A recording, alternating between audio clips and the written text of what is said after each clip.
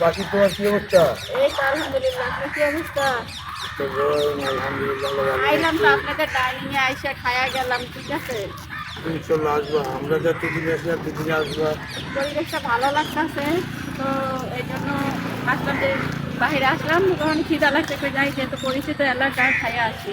ঠিক আছে, বিশ্ববিদ্যালয় পরিষ্কার পরিচ্ছন্নতা রাখতেছে সত্য একটা কথা। আর এমনি দেখতে সুন্দর। আমরা খাওয়া দাওয়া ভালো আছে, আবার একটু সীমিত।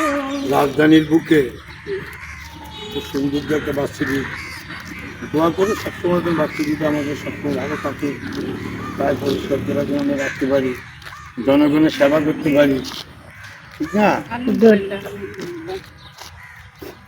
আইসা বেড়া যায়। আর আর আমার কথা একটু স্মরণ রাখো যে আমরা মুরব্বীরা কি অবস্থায় আছি।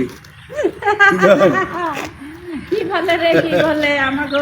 আপনারাই দর্শক, আপনারাই তো বলেন উনি আমার কি হইতে পারে, কেমনে কথা বলতে পারছি আমরা, বলেন তো। বড় ভাই ঠিক কি না? রে দেখা যায় কয় মিনিট করতেছ?